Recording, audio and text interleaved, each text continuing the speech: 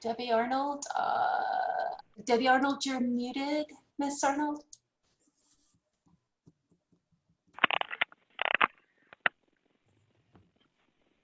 Miss Arnold, you're muted.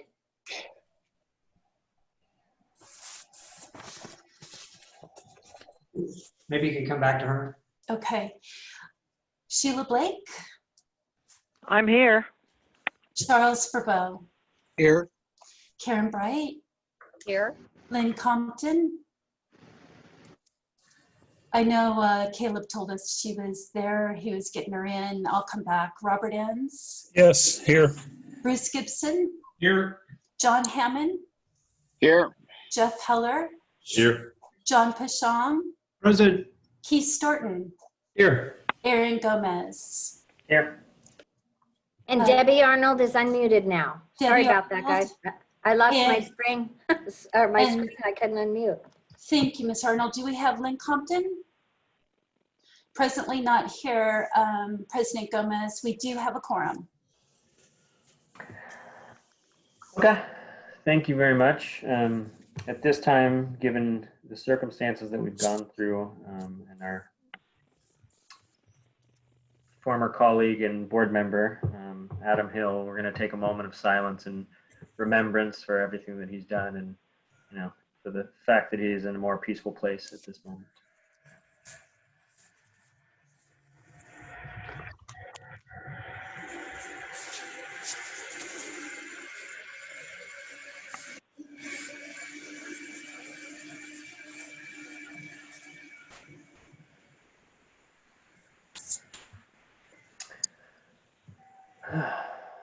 Okay. Not that that's an easy way to transition to anything, but now we are opening this up to public comment for items not on the agenda. So if any member of the public would like to make a comment, please hit the raise hand button at the bottom part of your screen.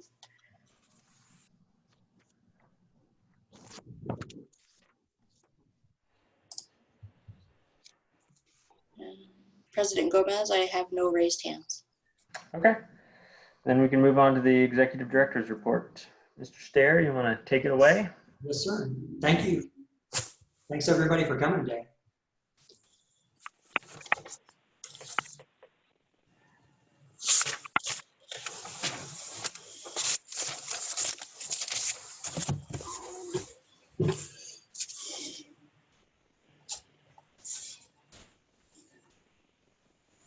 Okay, are you seeing my screen now? Yes.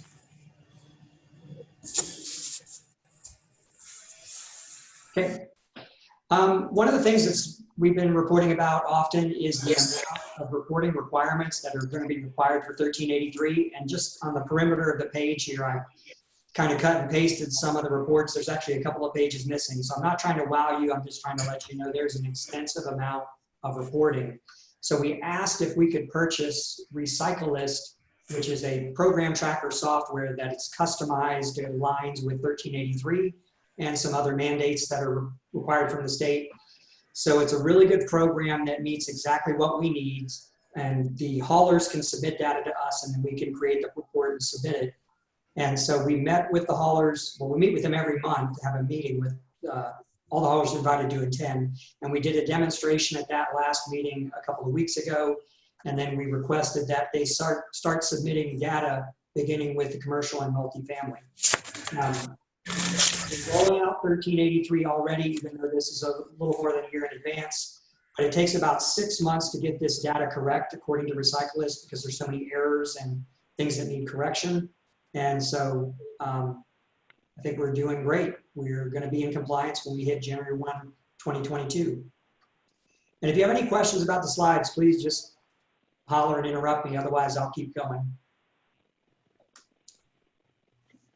And another thing that we have to do with the state is update our integrated waste management plan. So we have several plans that we manage for the entire jurisdiction. And one of those is our disposal capacity, recycling capacity, compost capacity, etc. And so that plan that we update has to be approved by a local group. And so we basically asked all of our member agencies and then the community service districts to provide us with a representative. Pretty much it's the public works director from each. And so we held our first meeting, and that was Monday. And I think 8 of the 9 agencies made it to the meeting, so it's great.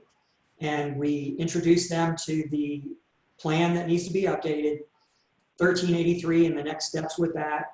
We talked to them about current legislation that's going on in Sacramento and about our strategic plan. So we're just making sure we're communicating with everybody, and as we roll out 1383 and our strategic plan, we should have all your agencies at the public works level knowing what we're doing and able to comment back to us.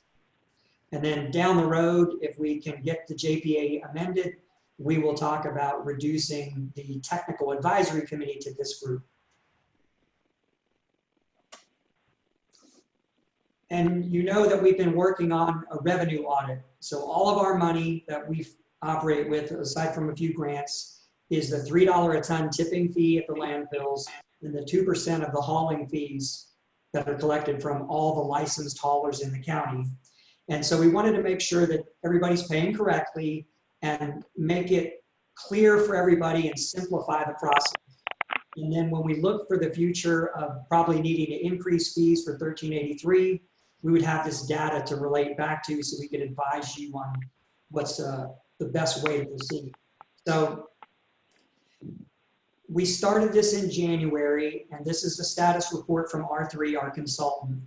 And so basically where we are is it's been delayed. We had hoped to have this completed beginning in January and completed by May, but the haulers asked for a non-disclosure agreement.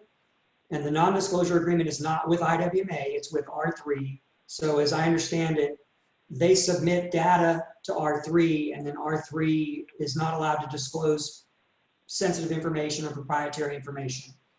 And so it was completed as a group, so all the haulers could sign on one document. And so several of the haulers, that was completed, several of the haulers signed off on it. I think the only one that has not signed is Waste Connections. And of course, they are the largest hauler. They go from Ragged Point County line north all the way down to the South County line and Napomo and everybody south of the grade. So they are the largest hauler. And R3 has expressed to me that they've kind of reached an impasse where they can't come to agreement on this non-disclosure issue.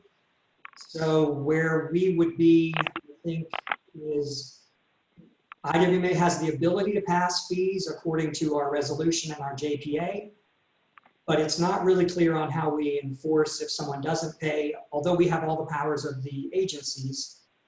So our next step is to probably go through every jurisdiction south of the grade individually and ask them to help us get this data from the haulers. So Brooks, does that say that in the individual hauler agreements that agencies have with Waste Connections, there's some provision in there that they're supposed to provide information or upon request provide information to those agencies? Because I mean, this is kind of frustrating for us. I don't understand what their rationale is. I don't see really what's too proprietary about how much trash they've processed.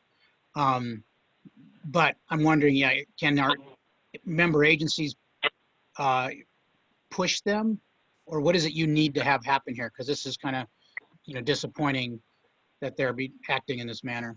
Yeah, in my opinion, that would be normal for the hauler agreements, the franchise agreement, to say that you have to report on the amount of service and where the containers are and the revenue that you take in and what you charge, because that's what the franchisor wants you to do.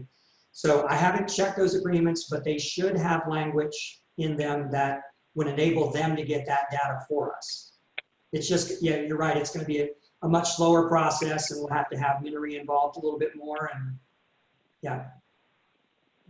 Brooks, this is Bruce Gibson, Mr. Chairman, if you don't mind. Yes, sir. It would seem to me that our imposition of these fees gives us the right to do this audit. and whether we have to go through the jurisdictions to get this information. I'd just like assurances from council that we do have the authority to demand this information so we can audit these fees. And if we have to take some kind of legal action, I think that's something that should definitely be on the table. So I wonder if council might opine as to our ability to eventually get the necessary information. Thank you, President Gomez, if I might respond. I did look into this. The resolution that was passed in 2007 that I have up that gives the authority for IWMA to impose fees also does contemplate an audit of the fees. And so we do have that resolution. We have the powers of all the member agencies to enforce it. Again, though, enforcement authority and the ability of the IWMA to enforce that resolution is a little bit unclear to me at this point because we have no contracts with these haulers. So my discussion prior to this meeting was that the probably most efficient way would be to reach out to the member agencies that work with Waste Connections and have them help us apply some pressure. Because as we know, these haulers do seek rate increases on a regular basis, and so there is some leverage there. Question from Hammond. Yeah. Is that required that Waste Connection, they're a huge company. We're not asking about all their records from the whole state. We're asking about the member agency or the jurisdiction that they're serving, correct? Correct. And and this is Bruce, if I could just conclude, it's a fundamental matter of governance that if we have the authority to impose this fee, we have the authority to be sure it is being collected properly. That is our fundamental oversight. And so I would encourage all direct action to seek and receive the information that we are supposed to have. Thank you. That's all I got. President Gomez. Yeah, go ahead. I think also, I mean, what concerns me is this kind of delay. It begs the question of whether they're hiding something or and how confident is R3 that the data we will receive is accurate, or will they be doing anything extra to check the validity of the data that were ultimately provided?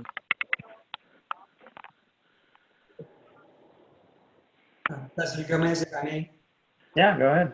I did speak with R3 about the ones they had completed, and the ones they had completed so far were pretty much in line. They were pleased with what they had gotten so far, but obviously Waste Connections is the lion's share of the hauling in the county. Question from Hammond. If they're a huge outfit for the state, should the state have some leverage on compelling them, not only just the local city, but I mean, it's direction from SB Senate bill that has to happen. So we should have authority also from the state level to compel it. Correct, and 1383 will address that. That's what's coming up. Okay. But it doesn't help us now. President Gomez? Yeah, go ahead. I just wanted everybody to know that Lynn Compton has joined. She's a phone call, so if you will not see a picture, she is the 219 number. Brooks, can you hear me? Yes, ma'am, we got you. I have been on the call since the beginning and I could not respond. The number, when you do the call-in number, because I'm in the middle of Arizona driving a daughter back to college, when you join, it says you are a participant. You are not a participant. You are like an observer, and you're muted the whole time. So I couldn't have the response that was needed to say present. Caleb got me a different line to call in, and I'm on the 219 number calling in. But I was present for the, it should have been visible that I was present for the attendance call. And I'm going to try to stay on, but I'm in a very spotty area for phone service. So I'm pulled over, but I may lose you. But I was there when you called the attendance. Okay, thank you for that. We will make that note for the future.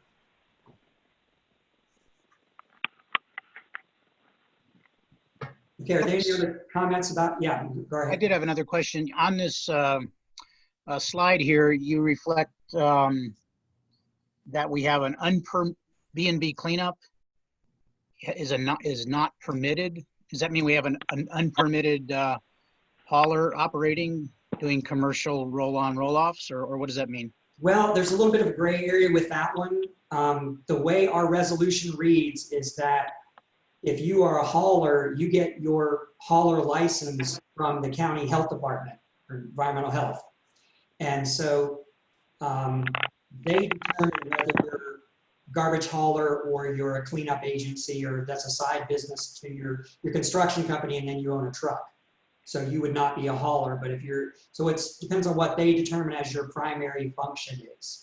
And so, and that's another thing, there may be more haulers than this that are not listed. And we have a meeting with environmental health next week, I believe. Actually, it's tomorrow, Brooks. Oh, is it tomorrow? Okay, sorry. Right.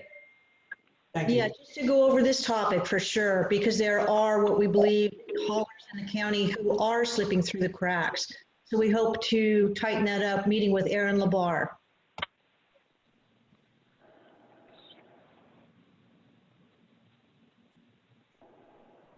Thank you. Any questions about the audit? Yeah, Brooks Hammond, is this data that the haulers are going to submit going to be audited in any way? For 1383? Well, you're asking it to be put into IWMA at this point. So what I want to know, like Charles' question, is the data accurate? How is it going to be verified? They try to schedule an on-site visit, and then they request certain documents, and then they actually do a interview or two with some of the drivers and the operations staff. So it's not the most comprehensive, but to us, it was a good start since we've never done an audit. Got it. Thank you. Well, Brooks, Charles again, I think one of the key points in this is, I guess you could also check with the landfill about how much a hauler is bringing. And you check with the hauler how much they're taking. But in this case, Waste Connection owns both the landfill that services their hauler end of the business, right? Yes, you can cross-reference like that, but like you said, you'd be getting both sets of numbers from the same company. Right, which is the only, well, maybe not the only, but that's a different situation than, let's say, in a Atascadero, where the hauler, you could somewhat validate the hauler's numbers with the landfill. Yes, and we're looking for this initial set of numbers because the other way to cross-reference is the basic population data. So if we know how many people are in a jurisdiction, and what the generation rate is, then you can kind of back into the disposal and the recycling rates and kind of compare what they report with what is normal. That's not completely accurate, but that's at least a ballpark. And a question for Mr. Minery. I mean, we have representatives from every agency here on the board, but would there be anything wrong with Brooks as the executive director of the IWMA notifying these jurisdictions that we're having difficulty and directly asking for their assistance, but also letting them know we have a non-cooperative entity?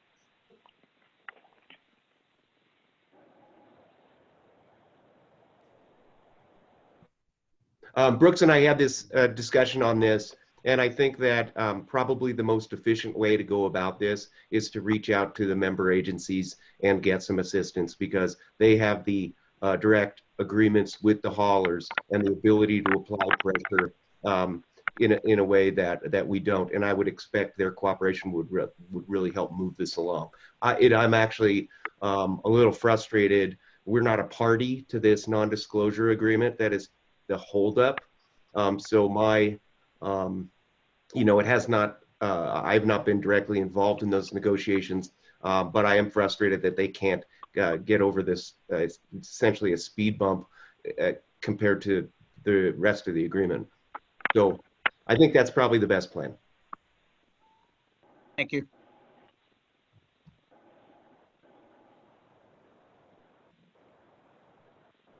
Okay, are there any other questions or comments about it? President Gomez, this is Cheryl, if I might. Yeah. Brooks, I wanted to let you know that Jeff Claren has his hand up. He is on the guest side of our Zoom meeting. And I didn't know if maybe he had something to add to your presentation here that you would like to listen to. So I wanted to bring your awareness to that. Okay, President Gomez, or do you want to take comment on this from him? Yeah, if it's General Manager. permissible. I'm sorry, go ahead.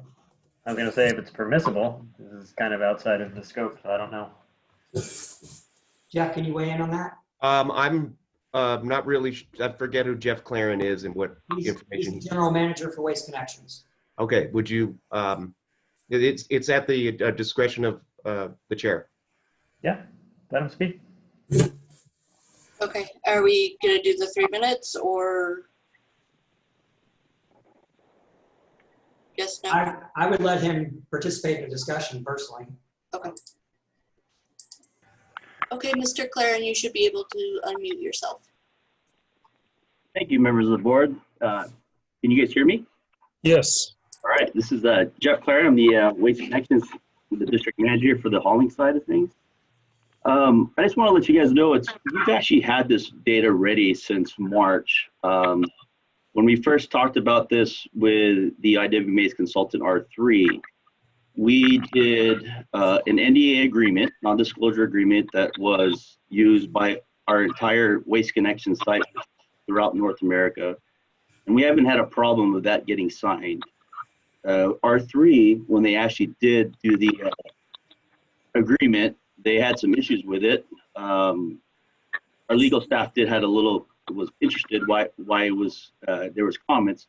Well, anyway, we did comments on it and gave it back. And right now we are at an impasse. But the thing is, what's really big for us is that there is a lot of information that that's put in there, like customer information, number of accounts, number of dumpsters and so forth, that we feel that's proprietary. We do give tonnages for the landfill and for the hauling side to all the jurisdictions. We just didn't feel like we wanted to make sure that some of the proprietary information, just like our customer information, was protected. And the other thing too, this is a revenue audit. Just to let you know, every jurisdiction, we do basically a full audit with an independent contractor called Caliber. They come and see our revenue and expenses, and that's reported to each of the jurisdictions. So it's not, we're not cooperating, it's just there's language that the R3 and Waste Connections cannot agree on. And I think in the last 2 weeks, we've gotten a lot more. We've gotten down to one single section, and I think we're trying to compromise on that. But once it's signed, we do have everything ready.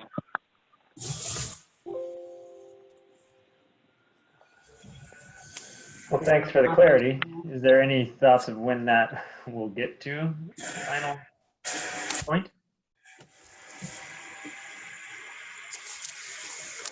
Well, I've spoken to R3 about this, and they would maybe dispute a little bit of what Jeff just stated there, but not to get in the middle of it, it's between those two parties. We're just we can't get the report, and R3 is telling me that the holdup item issue is the term attribution. In other words, they would not be allowed, they would submit a report to us, but they could not attribute who is in compliance, who is not. And that would have to be left out based on what Waste Connections is telling them. So, like I said, they've conferred to me that they would not proceed because it wouldn't be in our interest to pay them to continue to do this if they can't tell us who's in compliance and who's not.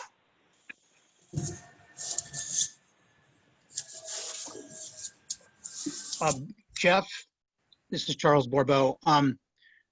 I know we don't want to get in the middle of this, but you know, it can become hard to judge who's being reasonable and who's being unreasonable. And I'm wondering if both parties would agree to you sitting down with him, or Brooks sitting down with him, and because we need to know who's being unreasonable. And to hear the discussion about attribution, I'm inclined to believe that R3, especially since they've reached readily agreement with other haulers. I'm inclined to think it's probably them that's being reasonable. But if would it help to have you two sit down with R3 and the hauler? Yeah, we'll be glad to do that. We did that with the initial development of the master agreement that the others have signed, and it just went a little askew here at the end with Waste Connections. So yes, I'll be glad to try that for another couple of weeks. And if that doesn't work, then I guess we'll have to go through the route of individual jurisdictions. Yes, agreed. Okay. Chairman Gomez, I'd like to make a comment. Go ahead, Robert. And Brooks, you can chime in here. One of the haulers called me, someone that we use as a subcontractor, and he complained a little bit about R3 being adversarial in their audit. And he told me that R3 is able to recoup 50% of anything they find that would be an extra charge. And he feels that they're pretty vicious about going about the audit and trying to make money for themselves. So Brooks, I'd ask you, I told him to call you, and I don't know if you had that phone call or did that discussion come up? Yes, sir. Thank you. Thanks for giving me the heads up beforehand as well. I did speak to that gentleman for about 40 minutes. I think it was the next day. And I assured him R3 is paid by us and there is no recovery fee. They are just trying to make sure that everybody's following the same standard. And we did not ask them to find more money. We asked them to just make sure it was fair. So, and regarding the tone, he told me whenever I talked to him that he was a little bit frustrated with the process, and IWMA, what he thought was asking for more money, which it wasn't. We're just trying to account for the money we have received. And he said, he admitted he was a little bit short with her. Okay. So, The other thing I wanted to clarify, Brooks, maybe you can help me. You said there's a franchise fee. Is that 2% that you correct. mentioned? And it's at $3 a ton at the scale? Yes. Okay. How does that work with, like the Cayuga Sanitary District has a franchise fee with Waste Connections? Is that the same as, is that a different fee? I mean, I'm looking at, is there another fee out there that we're not talking about? I'd have to see the actual bill, but typically what happens is the hauler will itemize all of the fees. And so any franchisor, so a city or a county who hires someone, usually charges a franchise fee from 2 to 15% regarding that service that they're allowing them to provide. And then they use that fee to either administer the service or do some other program associated with it. And those are usually pass-throughs. So the bill would show it's 2% to IWMA, 2% to the special district or community service or whatever. And if you look at it, it should be specified that way. Like I said, it's just a pass-through to the customer. Okay. Yeah, and when I get the bill from this guy, he has listed that separately, the 2%, and identifies IWMA as where that money goes. But the $3 per ton is not mentioned in his bill. Correct, that's paid by the landfill. Okay, very good. So when they get to the landfill, then they pay the disposal charge. Then the $3 only applies to garbage from municipal solid waste. It doesn't apply to yard waste or recyclables. And then the 2% helps pay for those programs, recycling and composting. Okay, I think it'd be helpful to have a really good understanding of where the money comes from, that, and maybe that's just me, but I'll look into that with you, Brooks. Okay.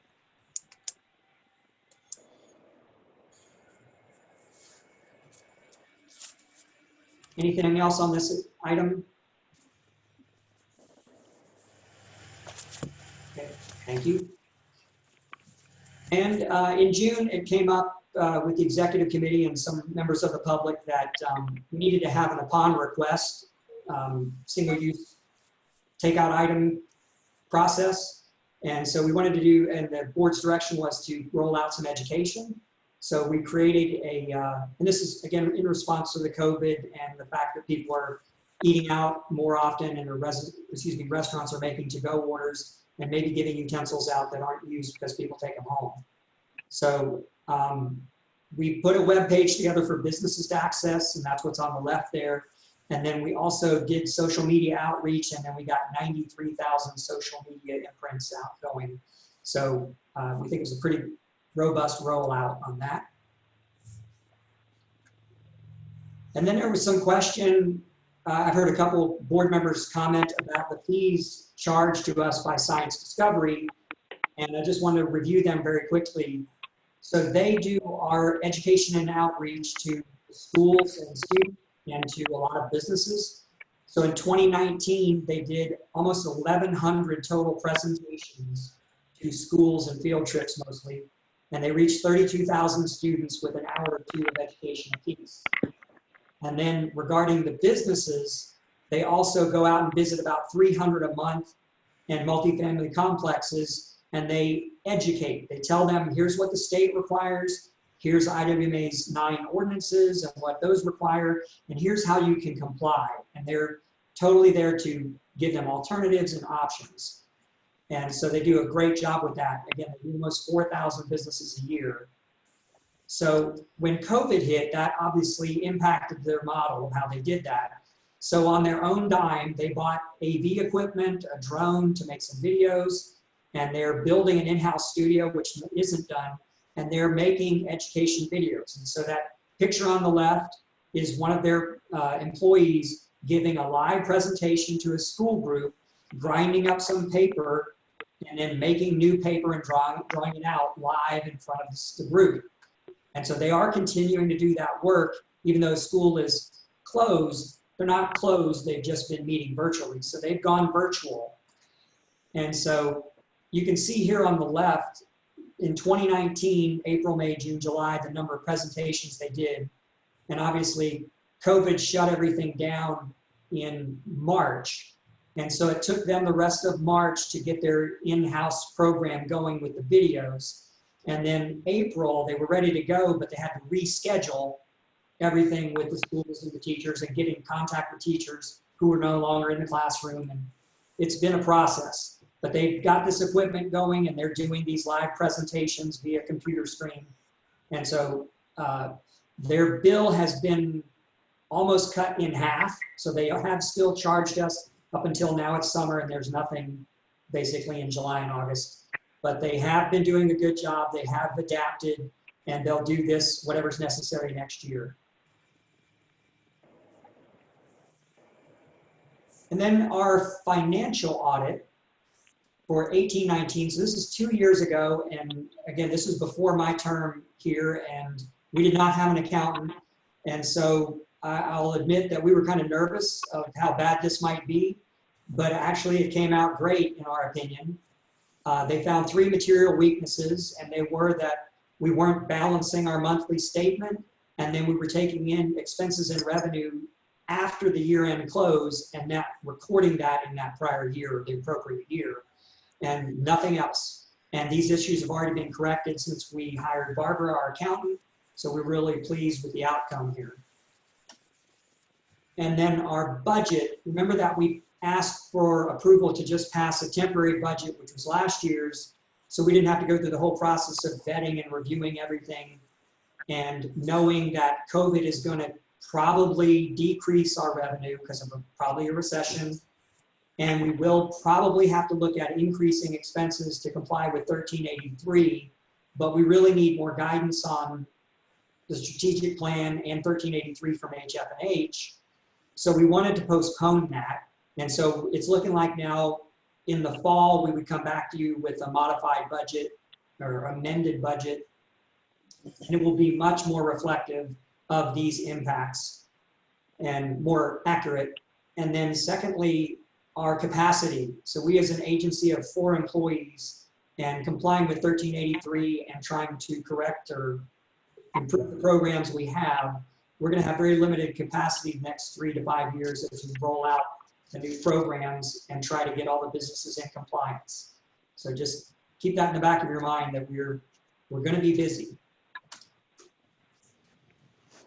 And next, I want to give you an update on our HHW. We try to give you a quarterly report of what's happening on one of the major programs. So we have 6 sites throughout the county, and this is the numbers from January through May of each site. So the first was Chicago Grade, this is Napomo, and I don't expect you to read the detail. This is Cold Canyon, Paso Robles, Heritage Ranch, and Morro Bay. So these are the sites, and you can see all the different types of quantities, but the major ones that we take in are paint, fluorescent lights that contain mercury, and batteries. And so you can see the volumes here, 24,000 gallons of paint, 17,000 lights, and 28,000 pounds of batteries, all recycled or diverted from landfill for $152,000 through 5 months. So we think this is a great program at a really good price. And this material was avoided going into a landfill and potentially being illegally processed or dumped. So we're very happy with the numbers and the participation from residents even during COVID. And then technical assistance grants, we put in the budget to roll back out this program where we give out up to $10,000 for a local agency or program that is going to create diversion or source reduction or reuse. And so we have $40,000 budgeted, up to $10,000 per grant. They have 2 years to do it. And we're really giving preference to grants that can track and measure and tell us if they actually met the diversion that they were hoping for. And so this is a great program. We've already got one interested party. So in the fall, we should come back to you with approval to spend the money and issue the grants. Again, these are local, it doesn't go outside the county. And then I want to give you some updates on plastic legislation. Again, there's probably 40 or 50 new solid waste regs that we track every year. But these two I think are really important because they both discuss plastic containing recycled content. So the top one there, 54/1080, is on single-use packaging. So when you go into a store and there's plastic packaging of all these different types, they're saying that it has to be either recyclable, meaning it can be recycled and it has to be made of recycled content or contain that, or compostable. And then your beverage bottles, plastic beverage bottles, have to be made of 50% recycled plastic. So ultimately what these two mean is very similar, that plastic items we buy will contain recycled plastic. So you buy something at the store, you use it, you put it in your blue bin, and it becomes a new plastic item on the shelf that you buy again. So we really got that circular system going. So true recycling. So I think these are, well, Rob's on the call. Maybe he can elaborate on this later, but he'll know more about these. But we think these are great and something the IWMA should support because this is a state level. Okay, were there any questions or comments about the oral report or anything I just brought up? Brooks, I've got a question about the legislation you just mentioned. This is Jeff Heller. So Sure. Is this legislation that is in the pipeline right now? It hasn't been passed yet, is that correct? It hasn't been passed, it's still being considered. So, you know, COVID and the budget and that stuff are obviously bigger fish to fry, but well, Rob's on the call. When we get to him, let's ask him to give us his opinion on these. I could jump in now if you'd like. Oh yeah, excellent, thank you. Both sets of bills, SB 54 and 1080, are a twin bill that originated in two houses, and then AB 793. Both are 2-year bills and need to get done by the end of this year and signed by September or the COVID extended signature date. The other dynamic that's going on with these is if these don't pass in the legislature, there's an initiative being developed right now that will solve this and will be on the ballot in November potentially.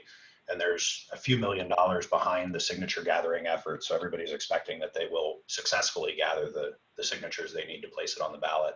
So it's an opportunity to sort of do the things you guys have been talking about at a countywide level for 250,000 people, at a statewide level for 40 million people. So it's a really exciting opportunity. And to the extent you guys have the inclination and ability to comment on these or to talk to your assembly people, it'll certainly help relative to trying to enforce locally. Okay, thanks. I appreciate that. Karen Bright here. Yes, ma'am. I'd just like to clarify, where did we leave the audit issue? Is Brooks going to meet with the auditor and Waste Connections? Yes, Jeff and I will get with R3 and with Waste Connections and see if we can help facilitate that. And we'll give that a couple more weeks. And if we can't come to a compromise, then we would go through the cities and their franchise agreements. Okay, thank you very much. You're welcome. Anything else? All right, President Gomez, I'll turn it back over to you for consent agenda. All right, thank you, Brooks. Appreciate it. So now we're back to IWMA consent agenda. Do you have any public comment on any of these items? So if a member of the public has a comment on the consent agenda, you can hit raise hand, or if you're on the phone, *9. President Gomez, I have no public comment. Okay, I'll bring it back to the board. If somebody wants to make a motion or pull any items, please let us know now.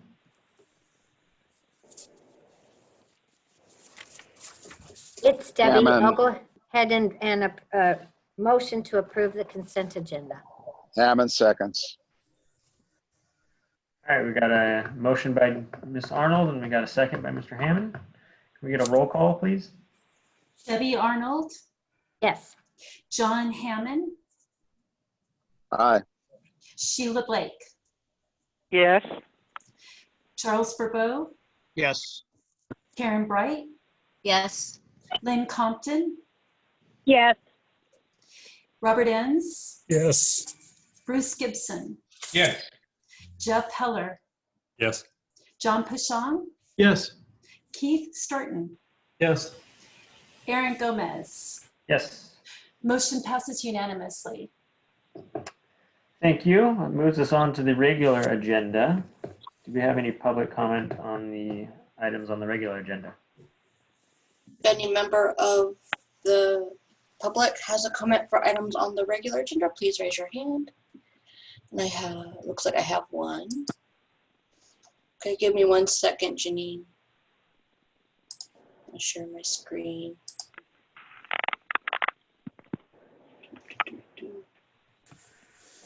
Maybe I won't.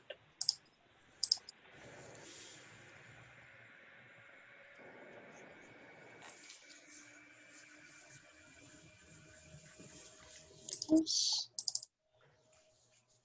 Okay, Janine, are you ready? Okay, yes. I'm up in campground in sketchy Monterey County, but I'm going to try. It's going in and out.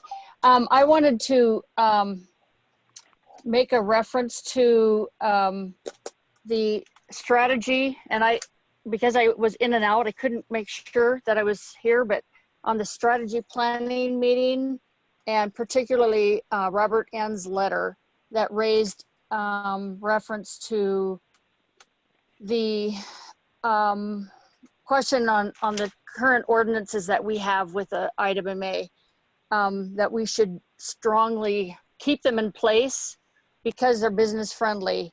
I'm just curious why Mr. Ants questioned that these weren't business friendly and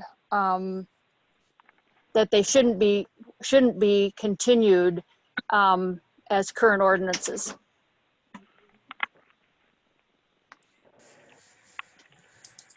Okay.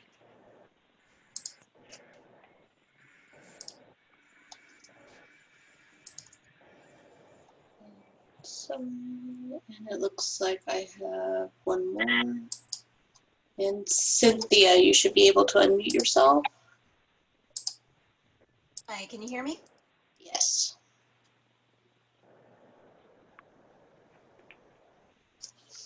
I'm Cynthia Replical, a director on the Oceano CSD, but do not speak in an official capacity. I read with concern Robert N's letter to your board because he did not preface it with a disclaimer like the one I just gave. In fact, he began by stating that he is a member of your board.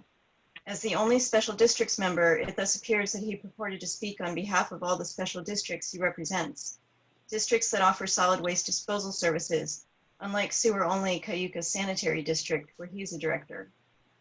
To my knowledge, Mr. Enns did not ask for input from the other special districts before submitting his comments, and I do not believe they reflect the views of others. Most worrisome were his statements on plastic bag and styrofoam ordinances, which he said should not be enforced due to the pandemic, and that the IWMA should rely on incentives rather than enforcement once the crisis has passed. For both of these points, he referenced the positions of North County board members. We need only to look at the persistent refusal of a portion of North County residents to wear masks in the county's COVID hotspot, despite the incentives of protecting their health, the health of their families and neighbors, and the local economy, to know that sometimes a carrot doesn't work and we have to use a stick. Disposable plastic bags are banned not only by the county, but also by the state. While the fossil fuel and plastics industry tried to convince the world that their throwaway products are safer in a pandemic than reusables or greener single-use alternatives, that's been proven false. Nor are cost differences significant. There's no valid reason to ignore these common sense laws or to fail to enforce them. Please don't allow single-use plastics to pollute our environment and harm our communities. Lastly, I agree with Mr. Enns that the county needs to remain part of the IWMA. The IWMA serves an important and necessary function, and we are much stronger together. No member should be able to opt out of ordinances or enforcement. The issues the IWMA addresses are regional and require a cohesive regional approach. Thank you.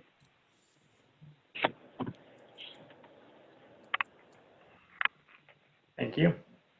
And President Gomez, that is everybody with their hand raised. Okay. Thank you very much.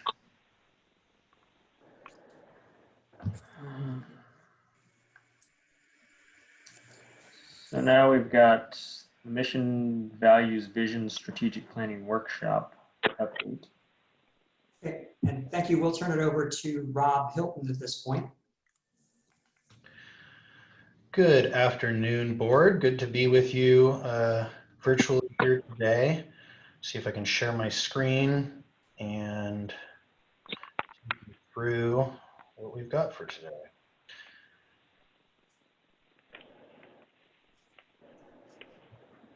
Bear with me for just a sec. There we go. So as many of you participated last meeting with us, we went through the process of developing the mission, vision, and values for the organization, and started with a little bit of a recap of how we got out into this process. And so I've reiterated some of those purpose statements that you all told us about when we first met with you and when we kicked this process off. There was a lot of interest in making sure that we define the direction of the organization and what the important guiding values of the organization would be.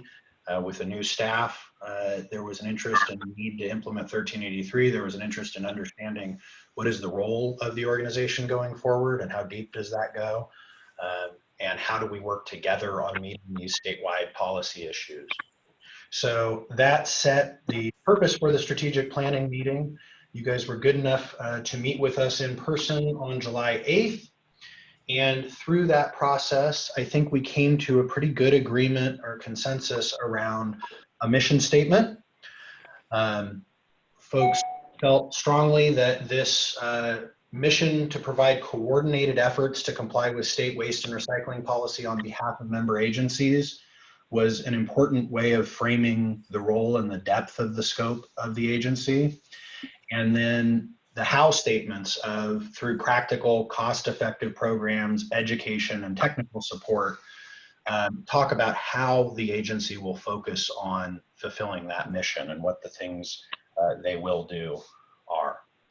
We talked at some length about including the words policy or enforcement in this, and generally the group felt that we should omit them, though that may be a piece of complying with statewide policy. We talked about the values of the organization, and the top values that sort of floated to the top were community education, stewardship, cost effectiveness, transparency, and professionalism. And so as we're working to develop the strategic plan itself, the specific actions and projects that you'll take on in informing the qualitative approaches to those things, these values are going to be central. We're going to do them in ways that focus on education, focus on transparency, focus on delivering cost-effective, very practical services. And lastly, we put together a vision statement, and there was some discussion about how aspirational versus how much this was sort of a continuous improvement type of thing, how much of this was strictly state policy versus a general goal to improve. And the board stopped short of a zero waste goal, but said, you know, we want to make continuous progress. We want to be continually moving things forward towards reducing waste in the county. And you were fairly specific with us about the ways that that would be accomplished, at least during this strategic planning cycle. So what we understood you meant in making continuous progress over these next few years is providing, I think someone said, the most cost-effective implementation of SB 1383 through practical use of combined resources. So acknowledging that there's a big lift there for 1383, but that as we approach each piece of it, we want to do it in a practical way, in a cost-efficient way, and by pooling the economies of scale that are available to us. You said that you wanted to focus on education, and there was a lot of discussion about using education to prevent the enforcement that SB 1383 and other state policy may require. And so using that really good core competency you have of community education to try and get ahead of these things and minimize the impacts further down the line. There was a strong desire to see the agency as a technical resource on industry-related issues to the member agencies. And in looking at, are there ways of innovating or doing economic development around this industry and around waste reduction and recycling? There is an organizational piece. I think there was a broad acknowledgement that the organization that is today is not the organization that's needed for the future. And while we want to minimize as much as we can the increase in resource demand, the reality is there is a large demand on staff for what needs to be done going forwards. And so as you scale the organization from a couple of staff people to a larger team, whether that's staff or contractors or whatever, there are systems and processes and tools that are needed there. As these issues get more complex, the board needs to be brought up to speed as new board members come on or as new members come on to committees to make sure that they understand the issues and the complexity of the issues and be very participative in the process. And then lastly, there was a lot of discussion around revising the JPA agreement to keep the JPA together and to find a structure that would allow the JPA to stay together. And there was a fair bit of discussion about how much control local agencies would have versus the authority on issues of policy and enforcement. And there was some discussion of opt-in, opt-out, or using education versus enforcement. There was also discussion about changing some other things that are in the JPA, like the number of board seats, the role of the executive committee, the need potentially for other committees. And so there's an opportunity there to revise the JPA agreement to bring all those things together and support the direction that you all want to go. So in terms of next steps, our plan is to come back to you in November with some options around the JPA amendment, and to talk through what some different features or controls might be on that, and get input from you before the amendment gets started in drafting. And then we'll be back in December rather, with the final strategic plan. And the strategic plan will lay out all of the major projects and activities that staff will need to do in order to fulfill those strategic objectives. And it'll also include cost estimates and staffing estimates for that. So with that, I'm available for any questions you all have. I'm going to leave it up on the strategic planning objectives because that's sort of our direction going forward. What we're looking for from the board today is discussion about vision and values. If there's anything that you want to tweak in there, now's the time to talk about that. And then in particular, I want to make sure that we're on the right page about these strategic planning objectives, because again, we're going to build the action plan around fulfilling these. So if there's something that's not quite right, you want to make sure you get it there.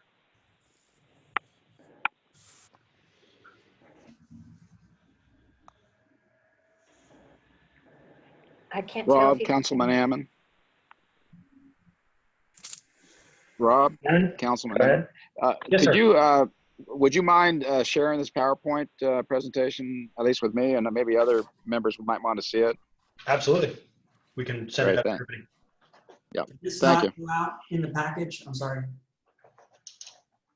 This was intended to go out with the package. Did it make it? Yeah, it was in there, wasn't it? I don't know. I'm not in my office. You were traveling, you know. It begins on page 81, I believe.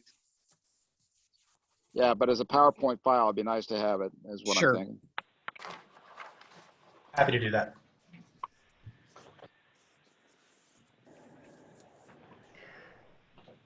I mean, me looking at it, the only issue that I have is number 5.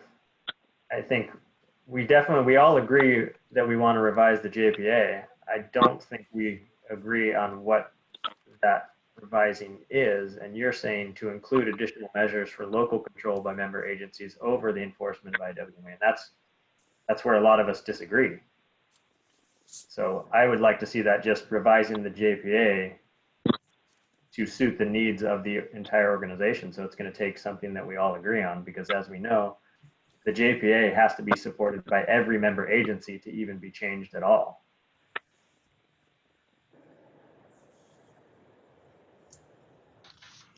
Mr. President, if I could make a comment, this is Keith. Yeah, go ahead. Please, thank you very much. And Brooks, maybe you can help clarify. I was curious as to the enforcement efforts conducted by the IWMA and even the individual agencies. So I actually tried to survey each of our local cities. I've heard back from 5 of the 7 and not from the county yet. But I was trying to find some historical data on what type of actual enforcement is being done on these ordinances. And all I could come up with was 2 warnings in the city of San Luis Obispo having to do with fluorescent tube disposal, and then 3 warnings in my own city of Arroyo Grande having to do with takeout containers. No enforcement was done as far as anything criminally or civilly, and it was all really more of a opportunity to educate. That's the only documentation I can find as far as enforcement. I've talked to Patty recently, and she provided me with some information about her ability to go out and talk with other complaints that she may have gotten and what she does in order to help mitigate some of the concerns and educate more on some of these issues, and has had compliance. And so I'm trying to balance here the ability of some of the differences in agreement as to whether we should enforce or not, or educate more, but really coming to a conclusion of what is the best solution for all of us to work this out and stay together. I don't want to create a bunch of new ordinances if we don't have to. Certainly the state is going to mandate that we take on many more, particularly with SB 1383. And that seems to be the trend of the ordinances that we have in place, with the exception of a couple. So I guess globally, I'm asking you from your perspective and certainly professional experience the importance of enforcement as a tool when it doesn't seem like it's used very, very much from the practical sense. Yes, I think that we want to use education, and that's been very effective, and that's what you're seeing over the last 20 years of ordinances, is that we've never had to go that route. But I'm just constantly reminded that if you don't have some teeth in there,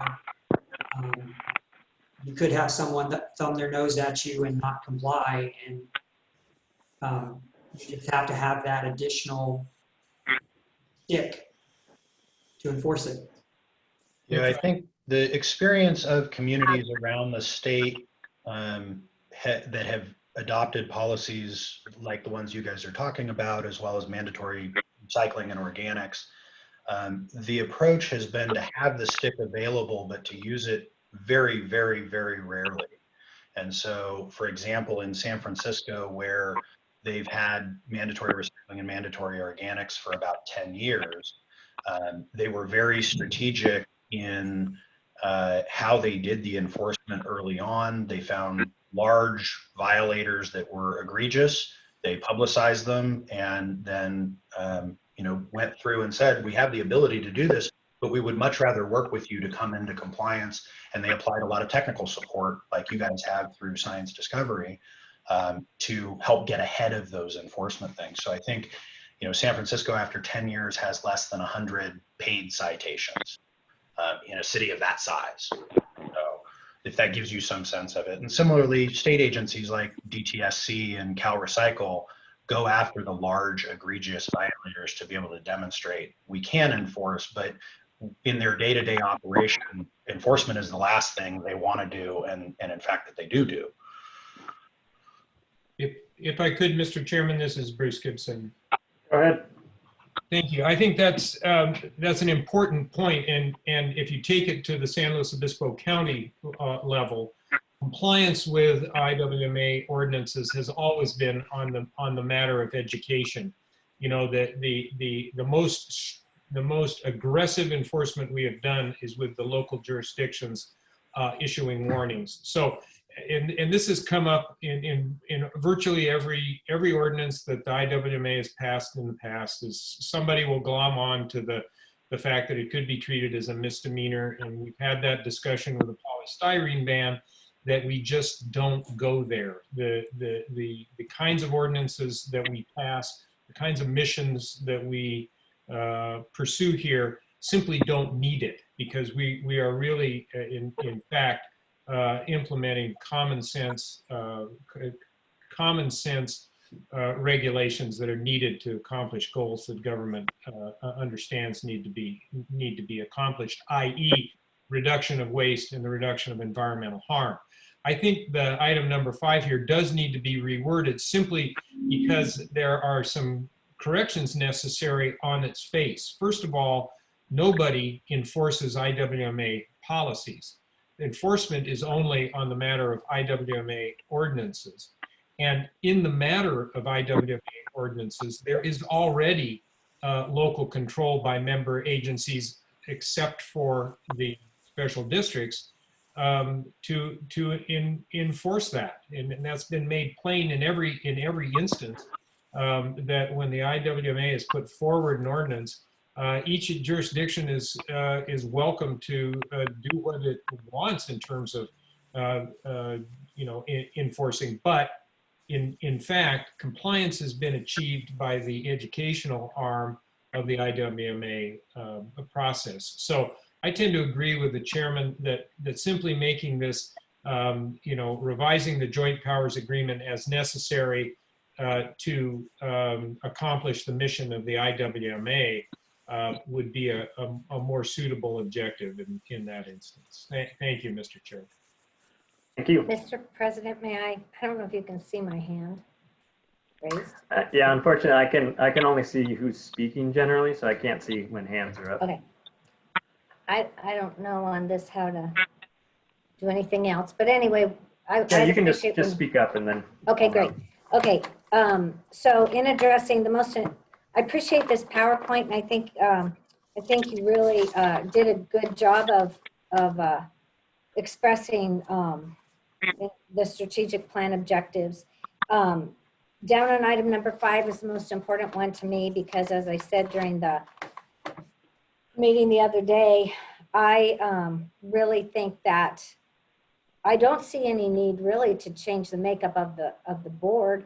I think every city should be represented, and I think the county should be represented by its board of supervisors. But I do think that it's important for us to go forward with the education and so forth and so on. And if we get so far as to create ordinances, that those should be done at either the city or the county level, or the jurisdictions where the people that are voting on these ordinances are actually representing their constituents. So the difficulty I've had is the district that I represent has not been excited about some of the ordinance that some of the rest of you want to pass it, which is fine. Pass it over your jurisdictions.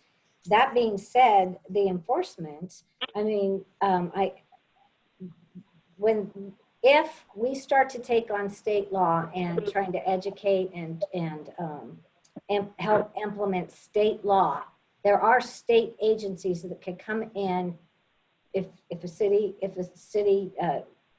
council wanted to start working with a state agency, or a county wanted to start working over a particular set of violations that they saw in their jurisdiction, then that would be up to them. But I would like to revise the JPA so to clarify that this body is not going to be a lawmaking body or an enforcement body, but it's going to help be a I'm going off number 3, technical resource for the member agencies and industry on waste reduction, recycling, supporting and so forth, and educating.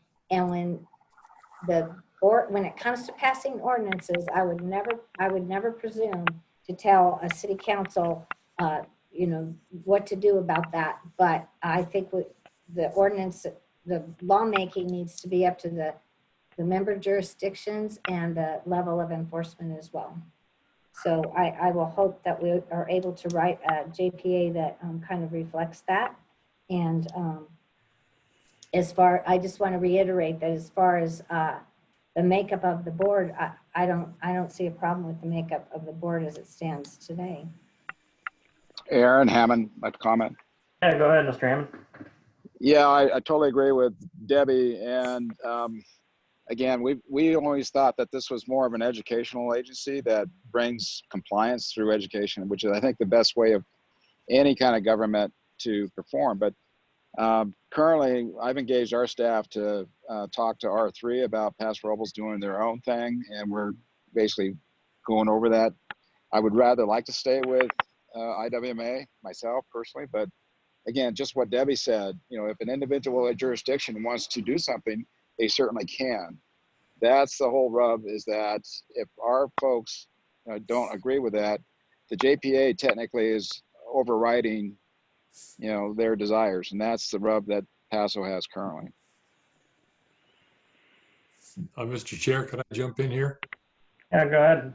It seems to me like this is maybe a topic that should be agendized and discussed at a future meeting. I support Supervisor Gibson's comments about his suggested revision to item number 5, which maybe we can decide on today, but any lengthy discussion beyond that seems to me like it should be agendized, in my opinion.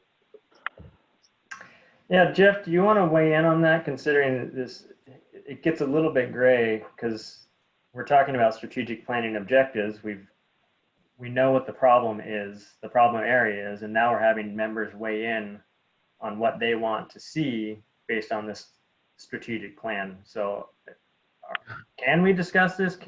Do we need to talk about this in the future? I'm reading the agenda item as posted. I think it's related and relevant. I think your board needs to have these discussions. Yeah. I think it's so far off topic that it's inappropriate.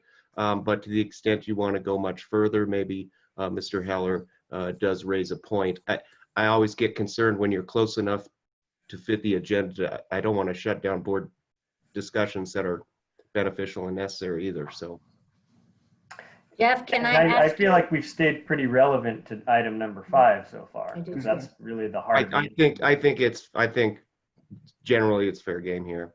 Okay. Yeah. And Mr. President, can I speak? This is John Pashon. Yeah. It does say in the item, direct staff to develop. So I think this is probably under all in direction. I am probably the one that Supervisor Gibson was talking about because I glom on to the $1,000 fine and the 6 months in county jail all the time. And I do have to look back, and I agree with Supervisor Gibson that, you know, I go back to when the blue recycling bins were passed out to families in this community and throughout the county. There was not a 6-month jail sentence and a $1,000 fine for people to use if they didn't use them. And they did it voluntarily. This organization educated people. They talked to people. They communicated with people. And something like 96% of the families immediately started to use the blue bin and recycle in our community. So I do believe that the strength of this organization is education. And I'm very, very supportive of that mission to educate people on the recycling programs that we run and the things we do for diversion. And I think that would be helpful. So I appreciate it. Thank you. Mr. President, Charles Borbow here. I agree with Supervisor Gibson on the technical phrasing of that question because it shouldn't say policies, it should say ordinances, I believe. But I certainly understand the concern that Supervisor Arnold registers, and that's really where the rubber, or that's the elephant in the room, is if the IWMA board as a whole passes an ordinance that does include enforcement provisions, however rarely, if ever, they might be exercised. The question is, what about jurisdictions, who do not agree with such a policy? And so what I'm suggesting is perhaps folks, if they have suggestions, get for what they'd like to see in the joint powers agreement in terms of any changes that would address that issue, that they bring those to Brooks or something, and so that they can be discussed in greater detail at a subsequent meeting. So we aren't kind of, thinking out loud here at this meeting. I mean, I think we should think out loud. That's the whole point, is to be able to give them some direction out in the open, in the public's eyes, to where we're all weighing in with our perspectives as representatives of our cities. Well, that's something that I think we've kind of kicked the can down the road far enough. If they're going to create a strategic plan around this, we need to have the conversation. Okay, no, I understand. I'm just suggesting we would have a discussion, but because we very much need to, but I think there's some room for compromise here, and but this may not, thinking out, we sometimes don't make great policy up on the dais. Yeah, and we're not making policy. Everybody is stating their perspectives on what they would like to see come out of the JPA, and it will be up to our strategic planners to figure out how to make a policy or a JPA that works, because as I pointed out earlier, every single member agency has to sign that JPA. If there's one member agency that says, no, I will not accept whatever these JPA changes are, the new JPA doesn't come into play. So that's why I think we need to have these conversations and be very realistic about what compromises are we willing to make and what compromises are we not willing to make. And so I'll state from the city of San Luis Obispo, we will not accept a JPA that's just completely shifted one direction versus another, meaning we want some sort of ability to create ordinances. We have 10 on the books already, or 9 or 10 on the books already. We seem to have this conversation around two ordinances, but we seem to forget the other 7 or 8 ordinances. Aaron, question. Your agency is asking to be able to create ordinances for the whole county? No, so that's why we're talking about the opt-in, opt-out part. Like, is there something that we can do within that portion? Because I'm looking at it from an efficiency of governance standpoint, which we talked about earlier. What we want from this agency is efficiency. all separate agent or member agencies right now can write their own ordinances as is. So, so that's not doing anything. You're basically saying, oh, you guys can already do what you already do. This body will set separately, which it has, that will be a complete shift in what this agency has done because we have written ordinances. So if we can create a mechanism that we can opt in and opt out, but it stays at a voting level here versus just taking it back to the city councils or whatever the member agency is to then revote again, you're basically doubling the effort just to deal with policy around waste, which is what this agency is set up to do. So, Mr. President, if I might jump in there, and I think this is really where the problem's been. When we talk about the mission statement, I think it resembles the mission statement when this was actually created, and that was to provide these coordinated efforts, complying with state waste and recycling policy, providing staff that focuses, etc. I am just saying that in my mind, if jurisdictions, if the cities or the county want to take something further, and it doesn't matter if it's about this, if it's about other things too, water, etc., to create ordinances, that should be done at a local level. And you said it, everyone has the ability to do that, do it. Where this body here was really created to provide the support structure for compliance, understanding, and so forth and so on. Enforcement's very expensive. And in the unincorporated areas of this county, it is not only just expensive, but it's sometimes nearly impossible. We've had littering laws on the books for decades. And I'll tell you, there's lots of thrown away couches all over the county roads, everywhere you go in this county. And the county itself takes that upon themselves to pick up, but you rarely see that enforced because it's just almost impossible to enforce. So I think the folks that are trying to say education's the key, we have to coax people to want to do the right thing in these arenas. But I don't think that, and I know that most of my constituents don't like being, they don't like laws being created by, most of the people that don't represent them, they don't vote for, and maybe there's even different goals we have. Point being, the local control, I think, is a much better way to handle all of this. If you want ordinances, how you enforce them, what the penalties are, all that can be customized to your own jurisdiction. But I don't believe this body should be the body that creates law and tries to enforce law. Mr. Chairman, it's Bruce Gibson with a suggestion on how we move forward here, if you'd entertain it. Yeah, go ahead.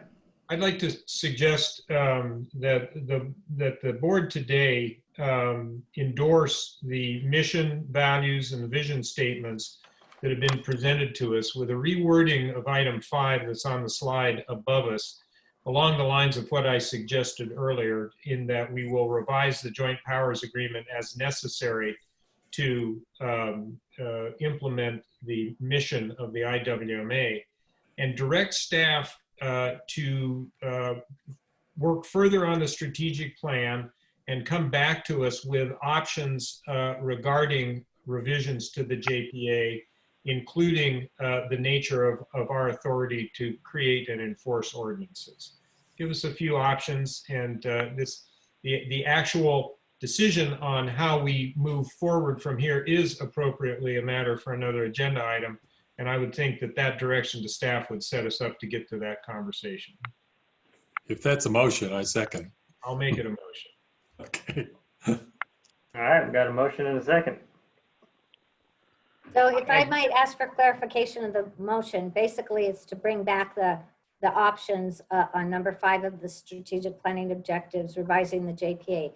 The staff is going to come back with options about what that should look like, correct? No, the motion was to approve all of what is stated, revising item number 5 to be worded differently to support a JPA change, but to come back with options that include, as Mr. Gibson stated. And yes, the chairman has stated it correctly. And I think that the revision to number 5 gives us plenty of latitude as to how we move forward with JPA revisions. The ideas about how we revise the JPA, both in terms of board structure and in terms of opt-in, opt-out on ordinances, or other aspects, have been daylighted here. So I think our consultant and our staff understand all the possibilities here and can bring us back some reasonable options for our consideration at a later date. So you are asking in your motion for this, for the staff to work on, the consultants to work on developing a different governance structure? Options for changes to the JPA, which is our governance structure. Well, And that includes, Supervisor Arnold, that includes a suggestion that the size and composition of the board be changed. I think that should be brought back as an option for our discussion.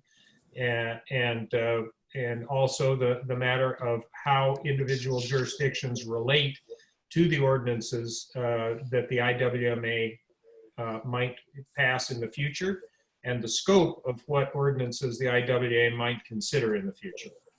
So you're asking for strategic planning objectives 1 through 3 to be passed, and then you're changing the definition, or you're. I'm asking for the board to accept all of these planning objectives with the revision of item 5, the mission statement and the vision, and to then take the next steps in completing our strategic plan. Okay. Mr. Chairman, I think as long as they come back with a range of options, that's kind of what I was trying to articulate earlier, and Mr. Gibson did a better job than I at it. I think that's good. Okay, so we do have a motion in a second. We can just take a roll call. We don't need to all weigh in. Just for clarification, I want to make sure I understand the motion. There was a lot of words spoken there. So I understand that we are going to endorse numbers 1 through 4, and that we are going to bring back option number or sentence number 5. We're going to reword it to move forward and direct staff to have some suggestions for opting in and opting out, in addition to size and composition of the board. That's essentially correct, but let me be clear again. I realize there was a word. If you look at our staff report, the recommendation, my motion is for this board to accept and approve the mission, values, and vision statements and the strategic planning objectives, all 5 of them, with number 5 reworded to speak to generically revising the Joint Powers Agreement to implement the mission of the IWMA, and then further to direct staff to bring back options as regards those JPA amendments, which would include the governance structure, i.e. the size and composition of the board, and the nature and scope of IWMA ordinances and enforcement, and the relationship of local jurisdictions to that ordinance authority.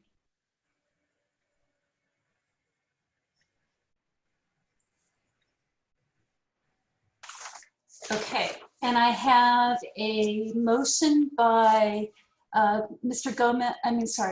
Gibson, and who was my second, please? Mr. Heller. Mr. Heller. Okay. Mr. President, before we vote, I just want to say that I prefer the language that's on this, that was very succinctly drafted for these strategic planning objectives. I think the whole issue here is revising the Joint Powers Agreement to satisfy the member jurisdictions' objectives of even being in the joint powers. So revising the joint powers to include additional measures for local control by member agencies over enforcement is exactly how I'd like to see this. Okay, you have the right to say no when we take the vote. Okay, I just wanted, this is under discussion. Call the question. All right. Can you get a roll call on that? Okay. Mr. Gibson, Yes. Mr. Heller, Yes. Miss Arnold, No. Miss Blake, Yes. Mr. Borbow, Yes. Miss Bright, Yes. Miss Compton, No. Mr. Enns, Yes. Mr. Hammond, For the purposes of future discussion on the item, yes. Mr. Pishon, No. and Mr. Starkton. Yes. Mr. Gomez. Yes. Okay.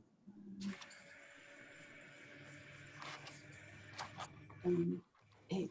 Okay, we have 9 yeses, and that's good for passing the motion, and one of them is county. So we have a motion passes. All right. Thank you.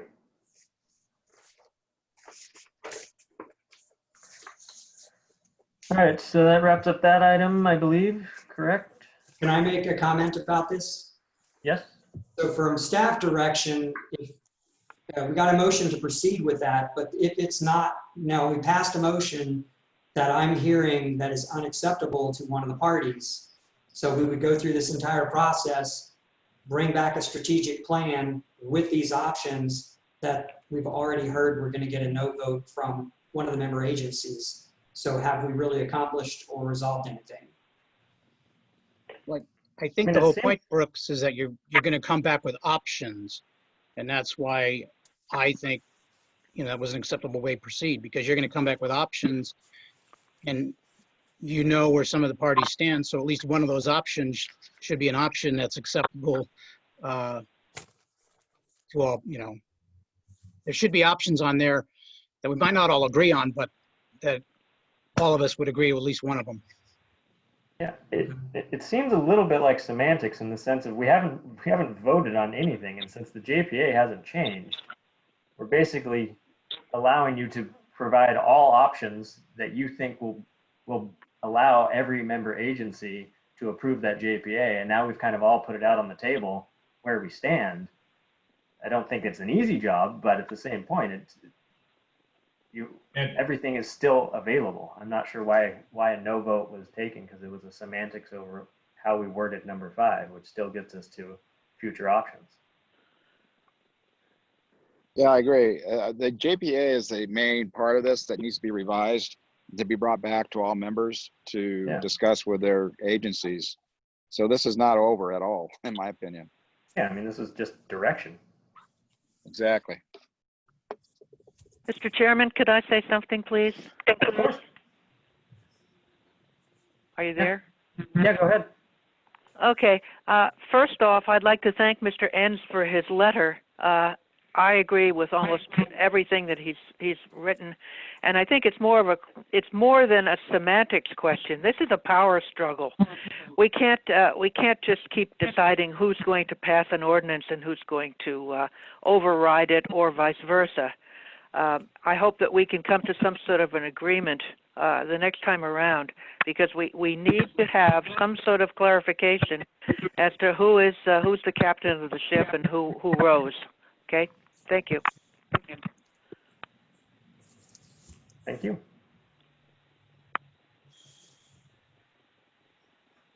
All right, so now we are on to, let's see, executive committee elections.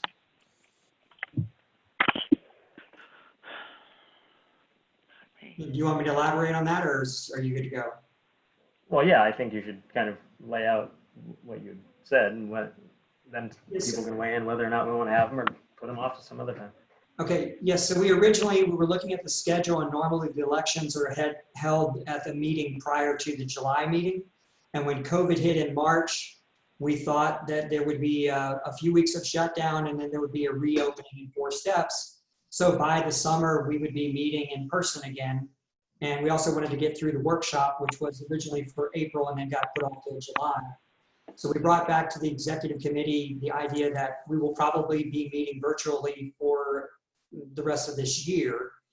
And we got through the workshop, so did the entire board want to consider the executive committee elections now, or postpone to a future date so the staff know when to put it on the agenda again? If I might, Mr. Chairman? Yeah, go ahead. I would suggest, if our executive committee is willing to continue serving through the development of this strategic plan, that we keep them in place, which sounds to me to be about to the end of this calendar year. And let's take this up at the first meeting in 2021. I think for simplicity and continuity and the wisdom that the current executive committee evidences in such abundance, that we should stick with them. And I'm not being facetious, Mr. Borbow. I mean that quite sincerely. I agree with those comments, and I think there is a lot of wisdom on the executive committee. Well, to be fair, we did have a practical discussion about the fact that Mr. Gomez is not running for re-election and would not be on the board itself in any capacity after December, and whether that would have any relevance to discussion in terms of continuity for the future. I understand what Supervisor Gibson is saying about continuity going through the process, but that was the only thought regarding continuity for the future. But I would just leave it up to the rest of the board. And thank you, Supervisor Gibson, for your sincere comments. Hammond would second Mr. Gibson's motion to keep it in place till January 2021. Karen Bright here. I agree. And so would I, because we're having city council elections also. That may also change some opinions. Yeah, that's a good point. So from a practical standpoint, I think my last meeting is in the middle of December.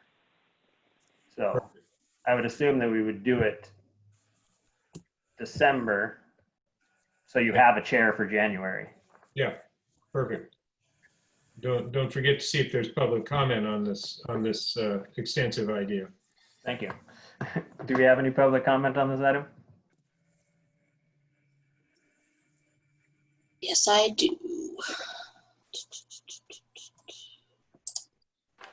Share screen.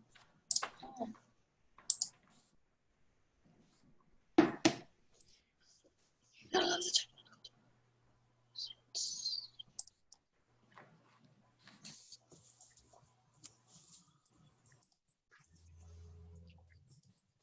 Okay, Janine, you should be able to unmute yourself. Okay. Thank you. I fully support and endorse you, your current board, to continue on into the end of the year. The items and all the issues that we're discussing is what stands with ongoing work, and for somebody to leave next month, this doesn't make sense. As Mr. Gomez has done a remarkable job in leading you. So I fully support continuing as is. Thanks. Doing a great job. Thank you.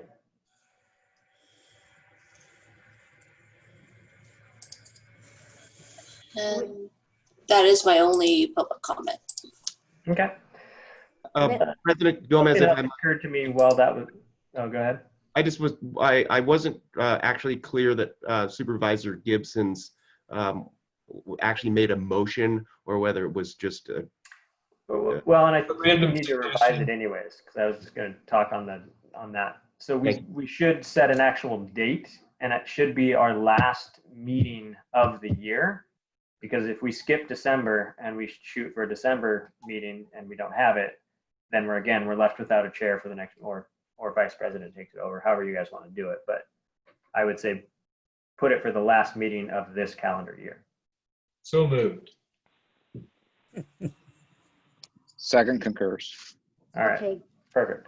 Under discussion, Mr. President, it's Yeah. Debbie. May I speak up here? So in reading Robert Ann's letter, and that, and thank you, Robert, for taking the time to put all this down in writing, but there was one thing concerning the executive committee, the point number 2 on his letter, where he says, as the executive committee, which he's on, that you do review the draft board packet in great detail and make recommendations, suggestions, and changes that the regular board never hears about. So I had a question as we go forward to extend this executive board. If staff is bringing things to you and they're being changed, that then gives me pause about this whole strategic planning, the last motion that we made. Will that come to us with all the suggestions that the consultant and or the staff put forward? Will it come to us, the full board?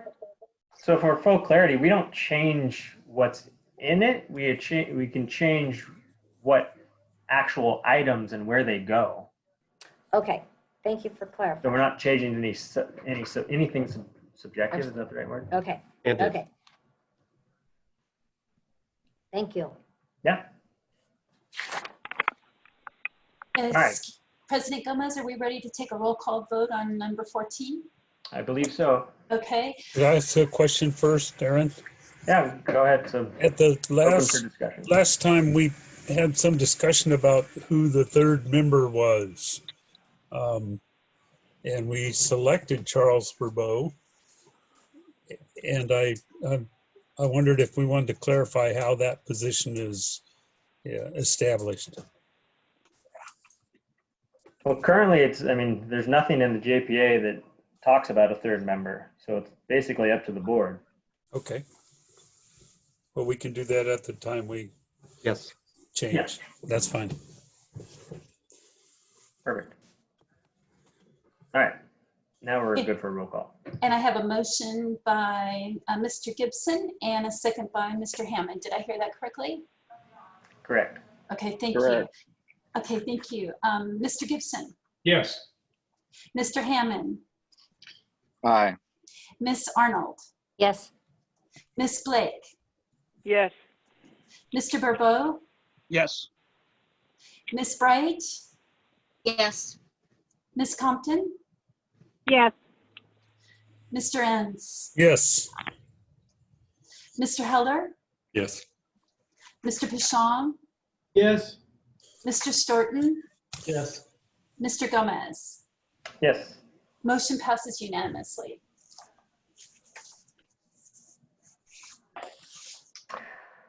All right. Yeah. Yeah, this is John Hammond. So not as far away as Lynn is in Arizona, but Marjorie and I are up in Murphy, and we've got to get home 5.5 hours on a motorcycle. So I'm going to have to back out of here. We want to get home before dark. So I think at this point, I'm going to have to sign off. Yeah. Yeah. We're going to Lynn member Compton. comment on future agenda items anyways. So. Okay. Hey, Thanks. Aaron, it's Lynn. I'm going to sign off too because I've had to pull over because I've had, patchy cell service and I got to get back on the road. So I'm going to sign off too. Sounds good. All right. So long, guys. Yeah. Thank you, Mr. Hammond. So I did want to make one comment because there's been reference to Mr. N's letter several times. And within that letter, he made reference to our styrofoam ban. And I wanted to create clarity around that because we don't have a styrofoam ban. Styrofoam is a proprietary product. We have a polystyrene ban, which is a number 6 plastic. And it comes in both expanded polystyrene, which is also known as styrofoam, and it comes in rigid form polystyrene. So when he also made reference that it is only a ban on one product, and that's meat trays, that's a completely false assessment of what that ban is, because it is a ban on polystyrene, the number 6 plastic, both rigid and expanded, which covers a ton of different products, not just meat trays. And as we all know, that was postponed by a year, so it's not even a ordinance that we are enforcing at this moment anyways. So that is my only comment to create greater clarity for people so that they don't feel that that is a misrepresented policy. And if any other members have any comments or future agenda items, speak now. I would like to comment, Aaron, that Your comments point clearly to the need for education by the IWMA. Thank you. I'm happy to sit down anytime. I appreciate it. Thank you. All right. On that note, this meeting is adjourned. Thank you all. you. Thank you. Thank you, everybody. Aaron, glad to see you're protecting the styrofoam